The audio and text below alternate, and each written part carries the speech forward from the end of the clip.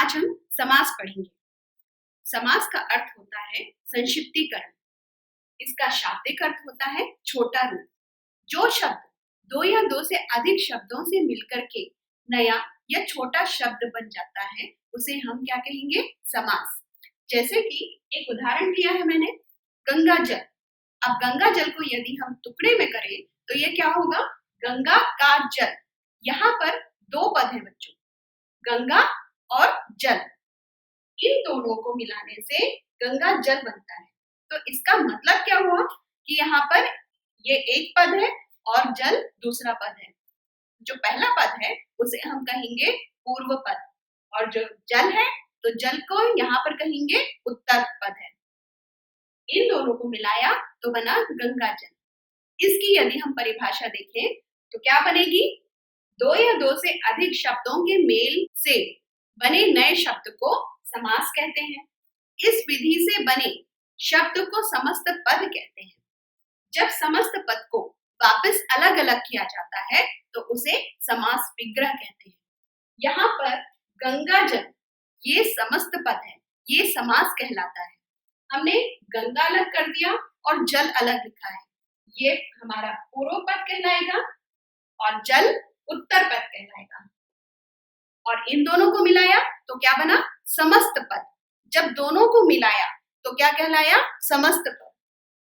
इसे हम एक और उदाहरण के द्वारा देखते हैं। यहाँ पर है राजा का कुमार, जिसको हमने राजकुमार लिखा है। राजा का कुमार, यहाँ पर दो पद है। यहाँ पर राजा जो दिया हुआ है वह एक पद है और कुमार दूसरा पद है। पहले पद को पूर्व पद कहा जाता है, दूसरे पद को उत्तर पद कहा जाता है। बच्चों, जब इन दोनों को मिलाया जाता है इस विधि को क्या कहा जाता है? समस्त पद। इन दोनों को मिलाने की विधि को समस्त पद कहते हैं। ये समस्त पद कहा जाता है। दो शब्दों को मिलाने से जो एक नया शब्द बनता है उसे हम समास कहते हैं। तो यहाँ पर क्या हुआ? राजा का कुमार, इससे नया शब्द क्या बना? राजकुमार। तो राजकुमार क्या हो गया? समास हो गया। इन दोनों को मिलाने की विधि को क्या कहा? समस्त पद कहा। और राजा पूर्व पद कहलाया, कुमार उत्तर पद कहलाया।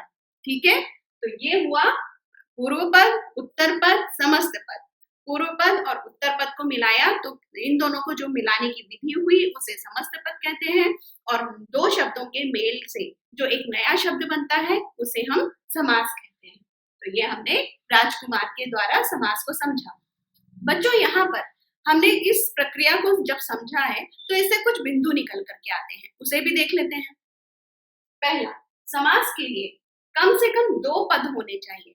पहले पद को हम क्या कहेंगे? पूर्व पद, और दूसरे पद को उत्तर पद। समास होने पर दो पद या अन्य अधिक पद एक संक्षिप्त रूप धारण कर लेते हैं और समास प्रक्रिया में बीच की विभक्तियों का लोप हो जाता है। बीच की विभक्तियों का लोप कैसे होता है? मैंने यहाँ पर लिखा राजा का कुमार और बना क्या नया शब्द? राजकुमार। तो आप देख रहे हैं ये का जो है ये यहाँ से गायब हो गया है। तो का क्या है? विभक्ति है। जब हम कारक पढ़ते हैं तो कारक में आता है कर्ता ने, कर्म को, करण से, तो उसमें जो का है, का हमारी एक विभक्ति है। राजा का कुमार में का जो एक विभक्ति है यह गायब हो जाती है, इसका लोप हो जाता है। तब हमारा एक नया शब्द बन जाता है राजकुमार। तो इधर पे तीसरा जो हमारा बिंदु है, समास प्रक्रिया में बीच की विभक्तियों का लोप हो जाता है। तो राजा का कुमार में जब हमने इसको राजकुमार बनाया तो इससे बीच की विभक्ति का लोप हो गया। अब हम समास के प्रकारों को जानेंगे। समास के मुख्यतः 6 प्रकार होते हैं। सबसे पहले नंबर पर अव्ययी भाव समास आता है, दूसरा तत्पुरुष समास, तीसरा कर्मधारय समास, चौथा द्विगु समास, पांचवा द्वंद्व समास और छठा बहुव्रीहि समास। बच्चों, अब हम इनका विस्तार से अध्ययन करेंगे और यह देखेंगे कि अव्ययी भाव समास क्या कहलाता है। इनको पहचानने के लिए हमें क्या लक्षण ऐसे दिखते हैं जिससे हम पहचान जाएं। कौन सा तत्पुरुष समास कहलाएगा, कौन सा कर्मधारय, द्विगु, द्वंद्व और बहुव्रीहि समास कहलाएगा। समास के प्रकारों में सबसे पहला प्रकार आता है अव्ययी भाव समास। जिस समास में पहला पद अव्यय हो उसे अव्ययी भाव समास कहते हैं। यहाँ पर अव्यय का अर्थ होता है जब ऐसा कोई शब्द आए जिसमें लिंग वचन कारक काल का कोई भी प्रभाव नहीं पड़े, उसे हम अव्यय कहते हैं। तो जो यह समास है वह क्या है? अव्ययी भाव समास कहलाता है। इस प्रक्रिया से बना समस्त पद भी अव्यय की भांति ही कार्य करता है और इसका पहला पद प्रधान होता है। यह अव्यय की भांति कार्य करता है, कहने का मतलब क्या है? उदाहरण लिया है प्रति, धन, दिन। प्रति ये एक अव्यय है, यदि आप इसको चेंज करने की या बदलने की कोशिश करेंगे तो ये नहीं बदलेगा। प्रति का हम प्रतु, प्रतों, प्रति, प्रते ऐसा कुछ भी नहीं करते हैं, हम यहाँ पर सिर्फ प्रति लगाते हैं। हाँ, दिन हमारा बदलता है, इतने दिनों तक उसने काम किया, लेकिन यहाँ पर प्रति के साथ जब दिन जुड़ गया तो वह प्रतिदिन हो गया। अब प्रति एक अव्यय शब्द है और उसमें दिन जुड़ गया तो वह प्रतिदिन हो गया और यह भी अव्यय की भांति ही कार्य करेगा, अव्यय के जैसे ही कार्य करेगा। हम प्रतिदिन को कभी प्रतिदिन या प्रतिदिनों नहीं बोलते हैं कि उसने प्रतिदिनों कार्य किया, उसने हम यही बोलेंगे उसने प्रतिदिन कार्य किया। तो यहाँ पर प्रतिदिन एक अव्यय की भांति कार्य कर रहा है। इसी तरह से मैंने और भी उदाहरण लिए हुए हैं जो कि एक अव्यय की भांति कार्य करते हैं और अव्ययी भाव समास के अंतर्गत आते हैं।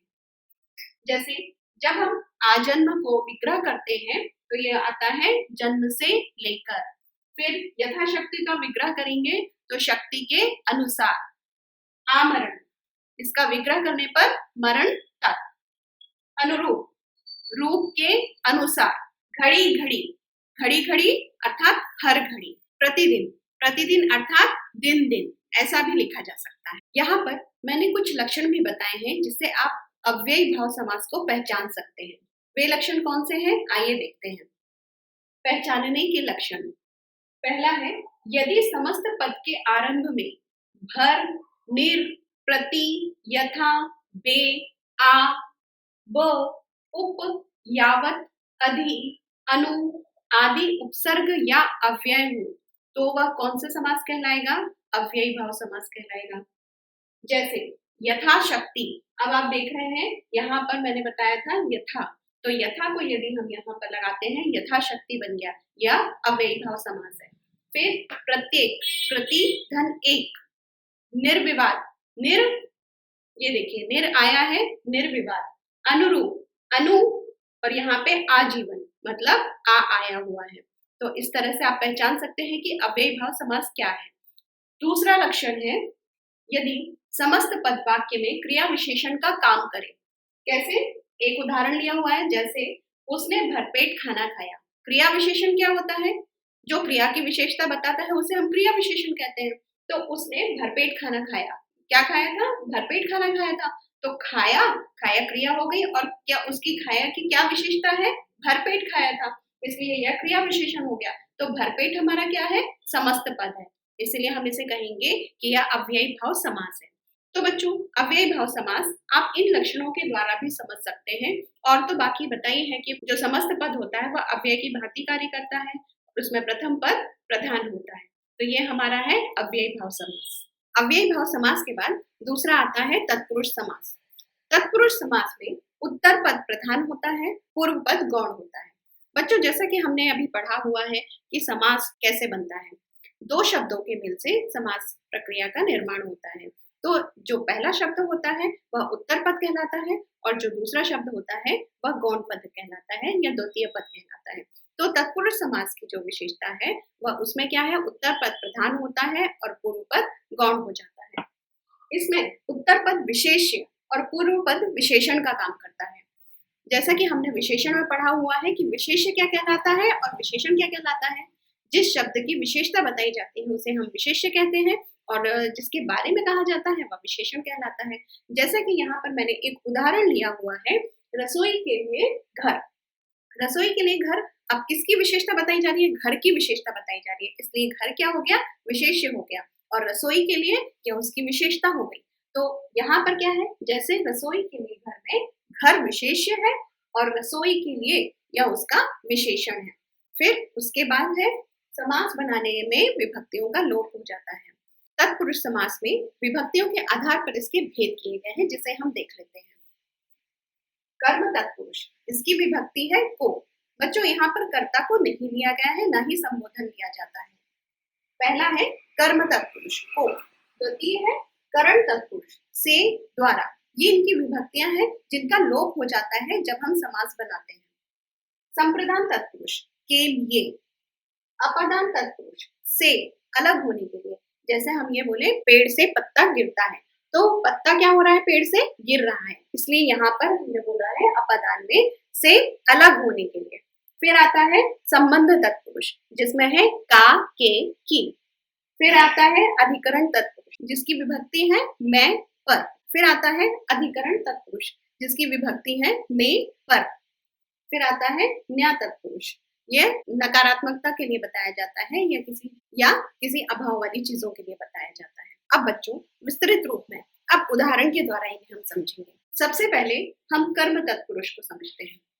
कर्म तत्पुरुष में को विभक्ति आती है, कर्ता ने, कर्म को, ठीक है। तो जो ये कर्म को है इसकी विभक्ति क्या है, को है। को विभक्ति का लोप हो जाता है। कैसे, इसे उदाहरण के द्वारा हम समझते हैं। ग्रामगत, ग्रामगत का यदि हम विग्रह करते हैं तो क्या निकलता है, ग्राम को गया हुआ, अर्थात जो ग्राम को चला गया है। तो यहाँ पर कौन सी विभक्ति आ रही है, को आ रही है, जिसका लोप हो रहा है। फिर आता है यश प्राप्त, यश को प्राप्त। स्वर्गगत, स्वर्गगत का विग्रह है स्वर्ग को गया हुआ। फिर आता है करण तत्पुरुष, करण तत्पुरुष इसकी जो विभक्ति है वह क्या है, से और के द्वारा। तुलसी कृत, तुलसी द्वारा कृत। रेखांकित, रेखा से अंकित। फिर है कष्ट साध्य, कष्ट से साध्य, यह इनके समास विग्रह है। फिर उसके बाद है संप्रदान तत्पुरुष, संप्रदान तत्पुरुष में के लिए विभक्ति का लोप हो जाता है। उसका विग्रह कैसे होता है और उसका समस्त पद क्या है, इसे हम देखते हैं। विद्यालय, विद्या के लिए आलय, इसमें के लिए विभक्ति का लोप हो चुका है। फिर है आराम कुर्सी, आराम के लिए कुर्सी। फिर है सत्याग्रह, सत्य के लिए आग्रह, यहाँ पर क्या हुआ है, के लिए विभक्ति का लोप हो गया है। फिर आता है अपादान तत्पुरुष जिसमें से आता है। से, यहाँ पर जो से लिया गया है वो अलग है, लेकिन यहाँ जो से है वह किसी चीज का उससे अलग होना, उससे दूर होना, उस चीज के लिए बताया गया है। जैसे ऋण मुक्त, अब ऋण मुक्त है, ऋण से जो मुक्त हो गया हो उसे क्या कहेंगे, ऋण मुक्त कहेंगे। समस्त पद क्या है, ऋण मुक्त है, और उसका जो विग्रह है वह ऋण से मुक्त, अर्थात उसका पूरा ऋण जो था उसके ऊपर जो चढ़ा हुआ था वह खत्म हो गया। फिर पथ भ्रष्ट, पथ से जो भ्रष्ट हो गया है उसे पथ भ्रष्ट कहा है, तो यहाँ पर वो पथ से भ्रष्ट हो गया, मतलब उसे पथ से अलग हो गया है। फिर देश निकाला, देश से निकाला हुआ, जो देश से निकाल दिया गया है उसके लिए से विभक्ति का उपयोग हुआ है। तो ध्यान रखना है अपादान तत्पुरुष में से का उपयोग किसी, तो आपको ये ध्यान रखना है कि अपादान तत्पुरुष में से अर्थात जब कोई चीज किसी दूसरी चीज से अलग होती है, जैसे कि ऋण मुक्त आपने देख, तो आपको यह ध्यान रखना है कि जहां पर दो चीजें एक दूसरे से अलग होती हैं, एक दूसरे से विलग हो जाती हैं, वहां पर अपादान तत्पुरुष होगा। फिर आता है संबंध तत्पुरुष जिसमें का, के, की विभक्ति का लोप होता है। इसके उदाहरण देखते हैं। देशवासी, देश का वासी, अब जब हम इसे देशवासी लिखते हैं तो यहाँ पर का विभक्ति का लोप हो जाता है। फिर है आज्ञानुसार, आज्ञानुसार, आज्ञा के अनुसार, यहाँ पर के विभक्ति का लोप हो गया है। फिर राजमाता, राजा की माता, यहाँ पर की विभक्ति का लोप हो गया है। फिर आता है अधिकरण तत्पुरुष, अधिकरण तत्पुरुष जहाँ पर में और पर का लोप हो जाता है। कार्य कुशल, कार्य में कुशल, यहाँ पर में विभक्ति का लोप हो गया है। फिर है घुड़सवार, घोड़े पर सवार, यहाँ पर का लोप हो गया है। पुरुषोत्तम, पुरुषों में उत्तम, यहाँ पर में विभक्ति का लोप हो गया है। फिर आता है न्या तत्पुरुष, जिस समस्त पद में पहला पद नकारात्मक हो उसे न्या तत्पुरुष कहते हैं, जहाँ पे नकारात्मकता दिखे। जैसे कि अनाथ, अनाथ न नाथ, जिसका कोई नाथ ही नहीं है, जिसका कोई स्वामी ना हो वह अनाथ है। अनादर, अनादर न आदर, जिसका कोई आदर ही ना हो वह अनादर। फिर अज्ञान, अज्ञान न ज्ञान, जिसके पास कोई ज्ञान ही ना हो वह अज्ञान। तो यहाँ पर हम देख रहे हैं कि ये तीनों चीजों में हमें नकारात्मकता दिखाई दे रही है, इसलिए इसे न्या तत्पुरुष समास कहेंगे। फिर आता है कर्मधारय समास। कर्मधारय समास में पहला पद विशेषण होता है और दूसरा पद विशेष्य होता है, अथवा एक पद उपमान होता है और दूसरा पद उपमेय होता है। बच्चों, जैसा कि मैंने आपको पहले बताया है कि विशेषण और विशेष्य क्या कहलाता है। हमने विशेषण पढ़ा हुआ है कि संज्ञा या सर्वनाम की विशेषता बताने वाले शब्द को विशेषण कहते हैं। ठीक है, जैसे मेरी टोपी लाल है, तो टोपी की क्या विशेषता है? वह लाल है। जिस वस्तु की विशेषता बताई जा रही है, किस वस्तु की विशेषता बताई जा रही है? टोपी की बताई जा रही है ना, तो टोपी क्या है? लाल है, इसलिए टोपी विशेष्य हुआ और लाल उसकी विशेषता हो गई। तो यहाँ पर आप समझ सकते हैं कि विशेषण और विशेष्य क्या कहलाता है। फिर लिखा हुआ है अथवा एक पद उपमान और दूसरा पद उपमेय। अब बच्चों, उपमान क्या है? उपमान का अर्थ होता है किसी वस्तु को अन्य वस्तु से तौलना या देखना, और उपमेय का अर्थ है जिससे उस वस्तु की तुलना की जा रही है, जैसे कि चंद्रमुख। अब यहाँ पर मुख की चंद्रमा से तुलना की जा रही है, तो मुख क्या हुआ? उपमेय हुआ, और उपमान क्या हुआ? चंद्रमा, क्योंकि हम मुख की तुलना चंद्रमा से कर रहे हैं, इसलिए मुख उपमेय और उपमान चंद्रमा। अब आया आपको समझ में कि उपमान और उपमेय क्या कहलाता है। तो चलिए अब हम इसके कुछ उदाहरण देख लेते हैं जो कि उपमान और उपमेय से संबंधित है और विशेषण और विशेष्य से संबंधित है।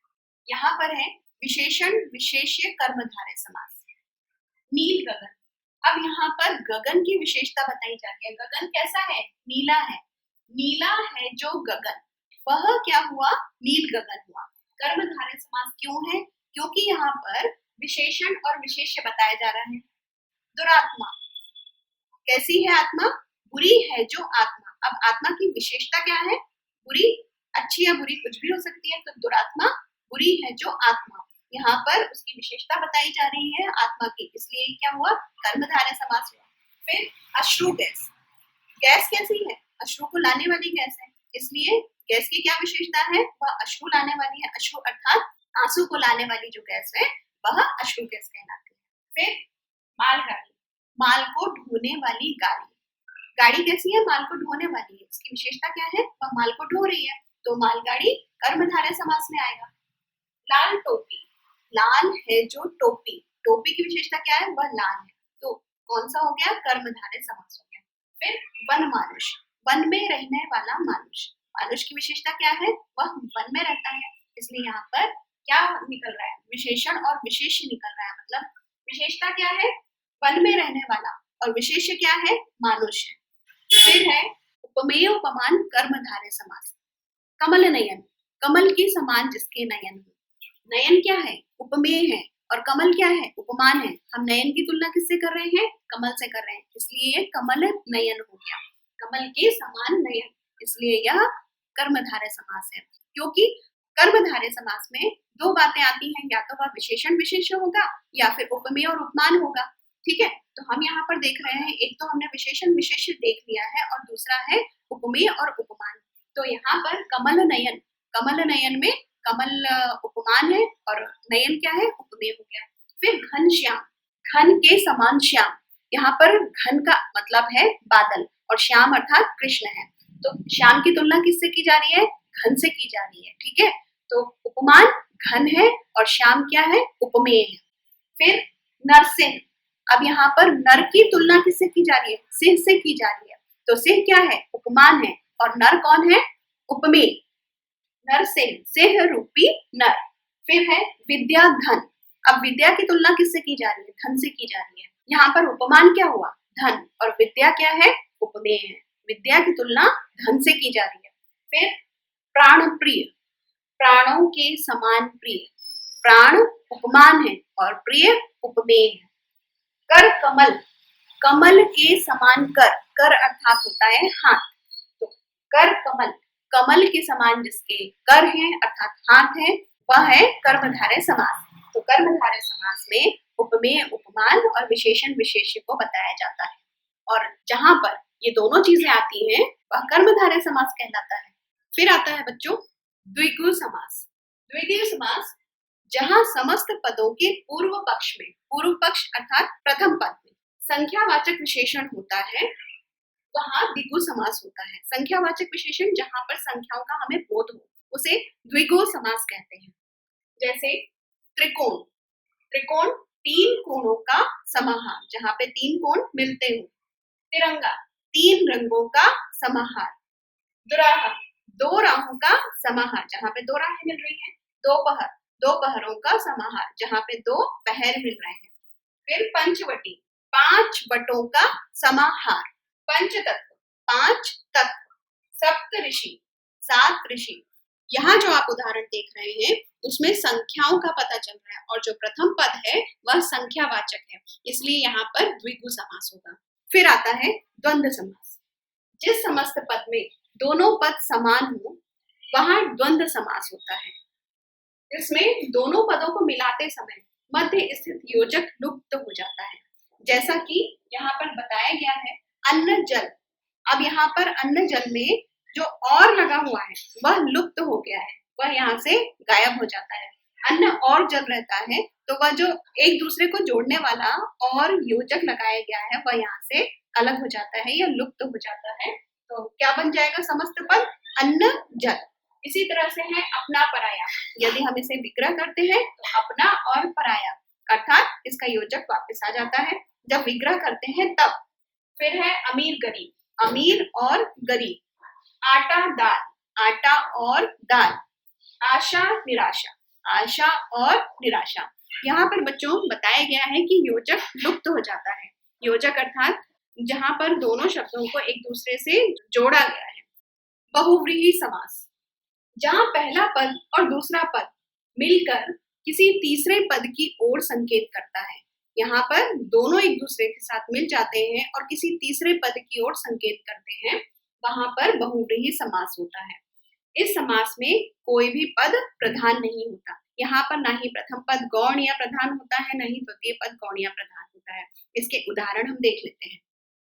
समस्त पद चक्रधर, चक्र को धारण करने वाला कौन है? कृष्ण है। यहाँ पर प्रथम पद चक्र और द्वितीय पद धर है, तो चक्र और धर दोनों एक दूसरे के साथ मिल करके किसी तीसरे पद की ओर इंगित कर रहे हैं, अर्थात चक्र को धारण करने वाला कौन है? कृष्ण, तो कृष्ण की ओर इंगित कर रहे हैं, इसलिए यहाँ पर दोनों पद प्रधान है, ना कि कोई भी पद गौण है और ना ही प्रधान है। फिर निशाचर, निशा में विचरण करने वाला, निशा अर्थात रात्रि और विचरण करना अर्थात घूमना, तो निशा में विचरण करने वाला कौन है? राक्षस है। दोनों पद मिलकर के यहाँ पर तीसरे पद की ओर संकेत कर रहे हैं। फिर है लंबोदर, लंबे उदर वाला, लंबे उदर वाला अर्थात लंबे बड़े पेट वाला, तो कौन है? गणेश जी हैं। और लंबोदर, लंबा उदर, ये दोनों मिलकर के तीसरे पद की ओर इंगित कर रहे हैं। फिर है नीलकंठ, नीला है कंठ जिसका, शिव है, तो दोनों पद मिलकर के किसी तीसरे पद की ओर इंगित कर रहे हैं, अर्थात शिव की ओर इंगित कर रहे हैं। किसका कंठ नीला है? शिव का कंठ नीला है। फिर है मेघनाद, मेघ के समान नाद करने वाला, मेघ अर्थात बादल और नाद करना अर्थात आवाज करना, तो मेघ के समान नाद करने वाला कौन था? मेघनाद। मेघनाद कौन था? रावण का पुत्र था, इसलिए कहा गया है जो दो पद मिलकर के तीसरे पद की ओर इंगित कर रहे हैं वह क्या कहलाएगा? बहुव्रीहि समास में आता है। ठीक है, मेघ के समान नाद करने वाला मेघनाद अर्थात रावण का पुत्र। बच्चों, बहुव्रीहि और कर्मधारय में भी कुछ अंतर होते हैं। यदि आप इसे समझ लें तो आप कंफ्यूज नहीं होंगे जब आप इसको सॉल्व करेंगे। ठीक है, कर्मधारय में दूसरा पद प्रधान अर्थात विशेष्य होता है और पहला पद उस विशेष्य के विशेषण का कार्य करता है। हमने जैसा कि कर्मधारय में पढ़ा हुआ है। और बहुव्रीहि समास में दोनों पद मिलकर के किसी तीसरे पद की ओर इंगित करते हैं या तीसरे पद की ओर संकेत करते हैं। अब इसके उदाहरण देख लें, कैसे हम इस अंतर को समझेंगे। उदाहरण है कमल नयन। अब यहाँ पर ये कमल नयन क्या होगा? बहुव्रीहि होगा या कर्मधारय होगा? हमने अभी देखा था ना, उपमेय और उपमान क्या कहला रहा था। तो उपमेय क्या है? नयन है, और कमल क्या है? उपमान है। नयन की तुलना कमल से की जा रही है। ठीक है, हमने ये कर्मधारय में देखा है जहां पर विशेषण विशेष्य है या उपमान और उपमेय है। हमें उपमान का पता है और उपमेय का भी पता है। नयन उपमेय और कमल उपमान हो गया, कर्मधारय हो गया। अब जब हम इसको बहुव्रीहि में देखते हैं, कमल जैसे नयनों वाला अर्थात कौन है? कृष्ण है, तो इधर पे बहुव्रीहि समास है। कमल नयन तीसरे पद की ओर इंगित करते हुए बता रहा है कौन है? कृष्ण है। ठीक है, बहुव्रीहि और द्विगु समास में अंतर। द्विगु समास में समस्त पद में संख्यावाचक विशेषण होता है और दूसरा पद उसका विशेष्य होता है। हमने पहले पढ़ा हुआ है कि जब द्विगु समास होता है तो उसका प्रथम पद संख्यावाचक होता है और उसका जो द्वितीय पद होता है वो उसका विशेष्य होता है, मतलब उसकी विशेषता, जिसकी विशेषता बताई जा रही है संख्या के रूप में। लेकिन बहुव्रीहि में समस्त पद ही विशेषण का काम करता है। कैसे? उदाहरण देखते हैं हम। त्रिनेत्र, 3 नेत्रों का समूह। अब यहाँ पर नेत्र विशेष्य हो गया और उसकी विशेषता क्या है? 3 नेत्र है। ठीक है, 3 नेत्रों का समूह क्या हुआ? द्विगु समास हुआ। लेकिन 3 नेत्र है जिसके, अर्थात शिव जी, इसलिए यह बहुव्रीहि समास है। आशा है बच्चों कि आपको यह समझ में आया होगा। यदि कुछ आपके प्रश्न हैं तो मुझे बताइए, मैं उसे हल करने का प्रयास करूंगी। धन्यवाद।